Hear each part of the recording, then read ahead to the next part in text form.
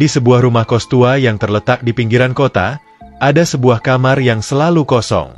Kamar nomor 13, di ujung lorong lantai 2, sudah bertahun-tahun tak pernah disewa. Pemilik kos, Bu Santi, jarang membicarakan soal kamar itu. Setiap kali ada calon penghuni yang bertanya, ia hanya tersenyum samar dan berkata, kamar itu sedang direnovasi. Padahal, semua orang tahu, tak ada tukang yang pernah bekerja di sana. Rumah kos itu sendiri memiliki suasana yang khas, dengan dinding-dinding bercat kusam dan tangga kayu yang berderit setiap kali diinjak. Penghuni kosnya terdiri dari berbagai latar belakang, kebanyakan mahasiswa dari universitas terdekat. Namun, meski kos itu cukup ramai, kamar nomor 13 tetap menjadi misteri yang tidak pernah terpecahkan. Banyak yang percaya bahwa ada sesuatu yang tidak beres dengan kamar itu. Lina, seorang mahasiswa baru yang baru saja pindah ke kos itu, merasa penasaran. Kenapa kamar itu selalu terkunci? Ya? Tanyanya pada Rina, teman sekamarnya. Rina, yang sudah setahun tinggal di sana, terlihat sedikit cemas. Sudahlah, jangan tanya-tanya soal itu. Pokoknya, jangan coba-coba mendekati kamar itu malam-malam. Jawabnya dengan nada tegas. Namun, rasa ingin tahu Lina terlalu besar. Suatu malam, ketika semua penghuni kos sudah tidur, Lina memberanikan diri untuk mendekati kamar nomor 13. Ia membawa senter kecil dan berjalan perlahan-lahan di lorong gelap. Saat tiba di depan pintu, hawa dingin tiba-tiba menyelimuti tubuhnya. Angin malam yang masuk dari jendela di ujung lorong seolah berbisik di telinganya, memanggil-manggil namanya dengan suara lirih. Pintu kamar nomor 13 terlihat berbeda dari pintu kamar lainnya. Catnya mulai mengelupas, dan ada bekas goresan yang tidak wajar di sekeliling gagang pintu. Ketika Lina mencoba mengintip melalui lubang kunci, ia melihat sesuatu yang aneh. Ruangan itu gelap, tetapi ada bayangan samar seorang perempuan berdiri membelakanginya. Lina terlonjak mundur. Ia yakin kamar itu seharusnya kosong. Dengan cepat, ia kembali ke kamarnya tanpa menoleh ke belakang. Sepanjang malam, Lina tidak bisa tidur. Bayangan perempuan itu terus menghantui pikirannya. Siapa dia? Mengapa dia ada di sana? Lina mencoba meyakinkan dirinya bahwa itu hanya halusinasi, tetapi suara-suara aneh mulai terdengar di telinganya. Suara langkah kaki, bisikan lembut, dan suara pintu berderit membuat Lina semakin gelisah. Keesokan harinya, Lina mencoba menceritakan apa yang ia lihat kepada Rina. Namun, sebelum ia sempat menyelesaikan ceritanya, Rina menutup mulutnya dengan tangan. Jangan pernah bicarakan ini lagi. Kau bisa membuat mereka marah, bisiknya dengan suara gemetar. Lina merasa kebingungan. Siapa yang Rina maksud dengan mereka? Tapi tatapan serius Rina membuat Lina mengurungkan niatnya untuk bertanya lebih lanjut. Hari-hari berlalu, tetapi rasa penasaran Lina tidak mereda. Ia mulai mencari informasi dari penghuni kos lainnya. Namun, hampir semua orang menolak untuk membicarakan kamar nomor 13. Hanya ada sedikit yang bersedia memberitahu Lina, itu pun dengan nada yang berbisik seolah takut sesuatu akan mendengar. Kamar itu sudah lama dikosongkan, kata Pak Hadi, seorang penghuni senior yang tinggal di lantai bawah. Katanya, dulu ada yang meninggal di sana. Sejak itu, tidak ada yang berani tinggal di kamar itu lagi. Meninggal? Siapa? Tanya Lina dengan penasaran. Pak Hadi hanya menggeleng. Aku tidak tahu detailnya, Nak. Tapi yang jelas, orang itu tidak meninggal dengan tenang. Setelah mengatakan itu, Pak Hadi segera pergi, meninggalkan Lina dengan lebih banyak pertanyaan daripada jawaban. Malam berikutnya, Lina mencoba untuk mengabaikan rasa penasarannya. Namun, rasa dingin yang menyelubungi lorong menuju kamar nomor 13 seolah memanggilnya. Ketika ia mencoba untuk fokus pada tugas-tugas kuliahnya, suara langkah kaki samar terdengar dari arah lorong. Lina mencoba meyakinkan dirinya bahwa itu hanya angin atau suara penghuni lain, tetapi semakin lama, suara itu semakin jelas. Pada tengah malam, Lina mendengar sesuatu yang membuatnya merinding.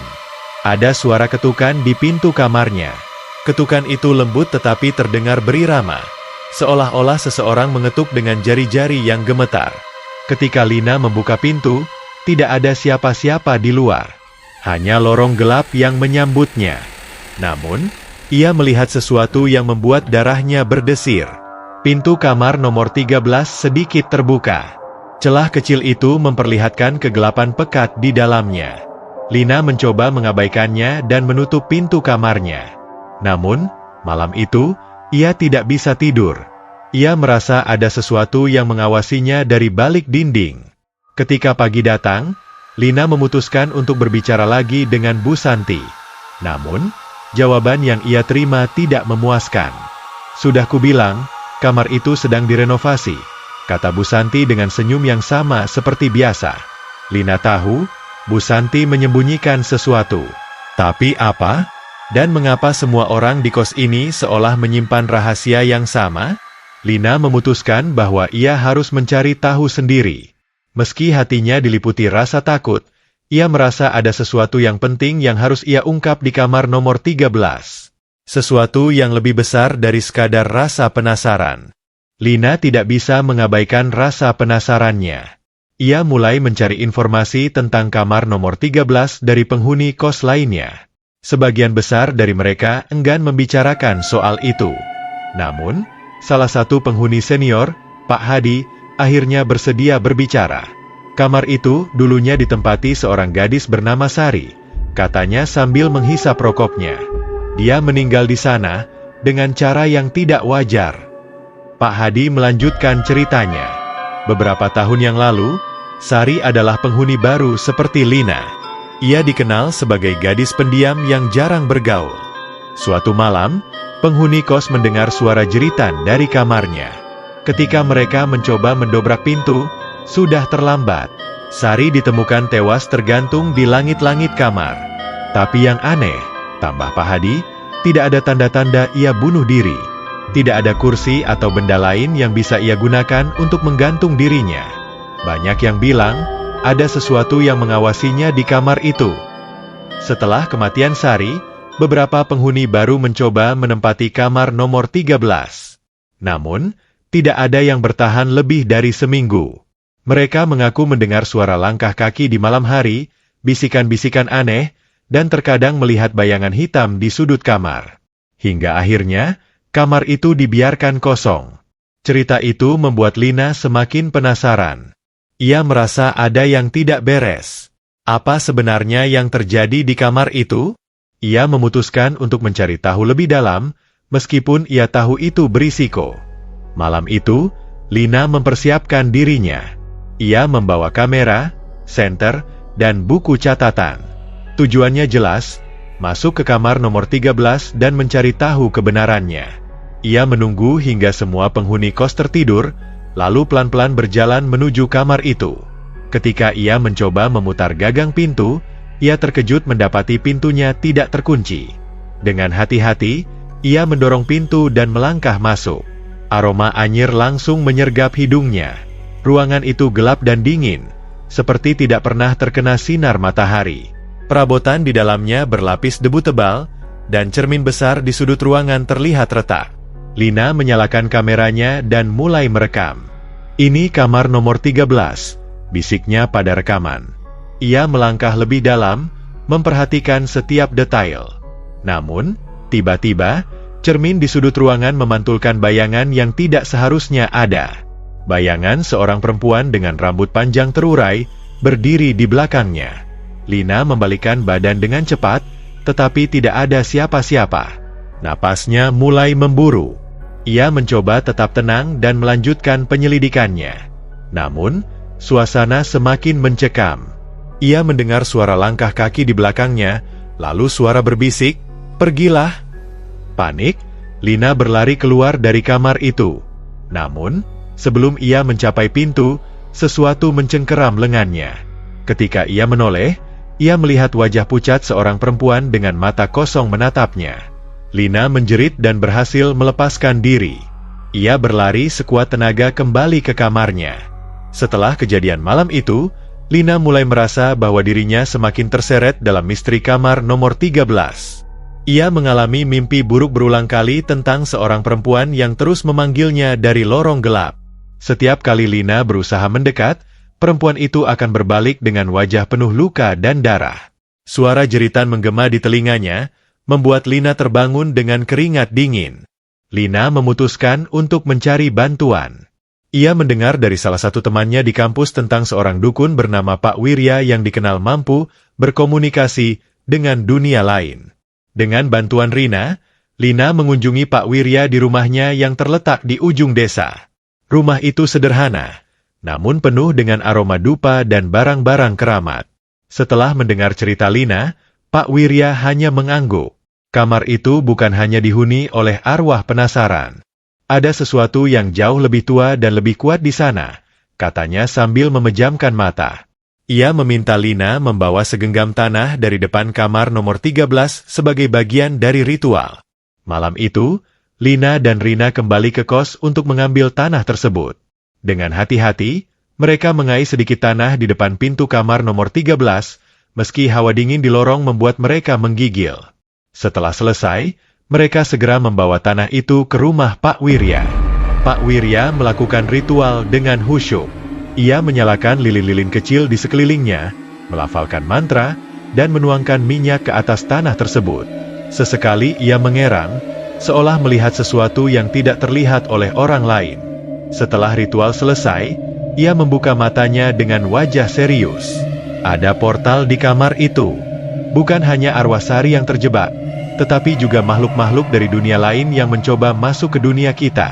Jelasnya, arwah Sari sebenarnya adalah penjaga portal itu. Dia tidak bisa pergi karena dia dikorbankan untuk membuka portal tersebut. Mendengar itu, Lina merasa hatinya semakin berat. Ia harus melakukan sesuatu untuk membantu arwah Sari, tetapi ia juga tahu bahwa ini bukan tugas yang mudah. Pak Wirya menawarkan bantuan untuk menutup portal tersebut, tetapi memperingatkan bahwa prosesnya sangat berbahaya. Makhluk-makhluk itu tidak akan membiarkan kita melakukannya dengan mudah, katanya. Dengan tekad bulat, Lina, Rina, dan Pak Wirya mempersiapkan diri untuk malam yang menentukan. Mereka tahu bahwa ini akan menjadi pertempuran terakhir melawan kegelapan di kamar nomor 13. Malam yang ditentukan akhirnya tiba. Lina, Rina, dan Pak Wirya kembali ke kos dengan membawa perlengkapan ritual. Mereka membawa lilin-lilin, dupa, garam, dan sebuah kitab mantra yang akan digunakan untuk menutup portal di kamar nomor 13. Lorong kos terasa lebih sunyi dari biasanya, seolah-olah semua penghuni sedang tertidur lelap, meskipun jam baru menunjukkan pukul 10 malam. Saat mereka memasuki kamar nomor 13, suasana berubah drastis. Ruangan itu terasa jauh lebih dingin daripada sebelumnya, dan udara dipenuhi dengan aroma busuk yang membuat Lina hampir muntah. Pak Wirya segera mulai menyalakan lilin-lilin di setiap sudut ruangan, membentuk sebuah lingkaran perlindungan di tengah kamar. Kita harus bekerja cepat, kata Pak Wirya dengan nada tegas. Begitu kita memulai ritual, mereka akan mencoba menghentikan kita. Pak Wirya mulai melafalkan mantra dari kitabnya. Suaranya bergema di ruangan yang sempit itu. Lina dan Rina berdiri di dalam lingkaran perlindungan, memegangi tangan masing-masing untuk memberi kekuatan satu sama lain.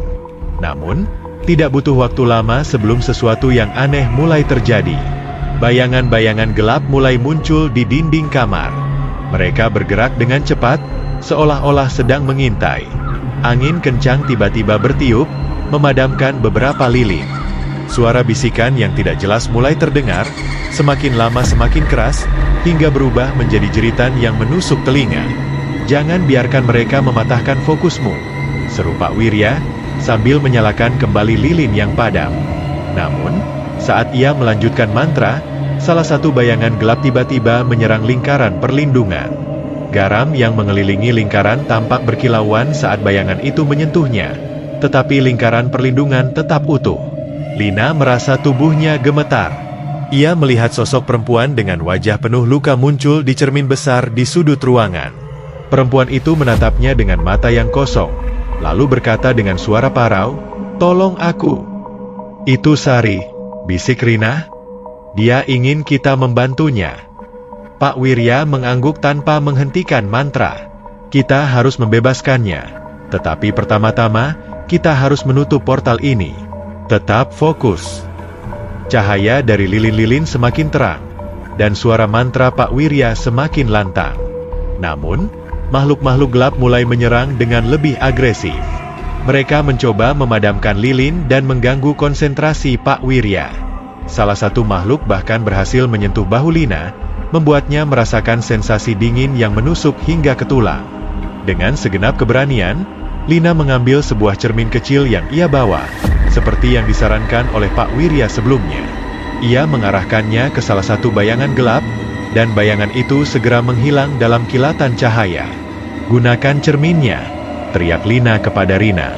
Mereka berdua mulai mengarahkan cermin ke bayangan-bayangan yang menyerang, sementara Pak Wirya melafalkan mantra terakhirnya. Lingkaran perlindungan mulai bergetar, dan cahaya terang muncul dari tengah ruangan. Jeritan-jeritan melengking memenuhi kamar, sebelum akhirnya semua bayangan menghilang dalam sekejap. Portal itu tertutup. Kamar nomor 13 menjadi sunyi. Pak Wirya duduk dengan napas terengah-engah, sementara Lina dan Rina saling berpelukan dengan wajah penuh air mata. Sosok Sari muncul untuk terakhir kalinya, kali ini dengan senyum di wajahnya. "Terima kasih," katanya sebelum menghilang menjadi cahaya kecil yang memudar. Kamar nomor 13 kini benar-benar kosong. Tidak ada lagi energi gelap yang tersisa. Meski begitu, pengalaman itu akan selalu membekas di hati Lina, Rina, dan semua penghuni kos yang tahu apa yang telah terjadi di kamar itu. Mereka tahu, Sari akhirnya menemukan kedamaian. Terima kasih sudah membaca cerita Hantu Kamar Kosong ini sampai akhir. Kami harap Anda menikmati setiap bagian dari kisah mistis ini. Jangan lupa untuk subscribe, like, dan share cerita ini agar semakin banyak orang yang dapat merasakan ketegangan dan misterinya. Sampai jumpa di cerita-cerita lainnya.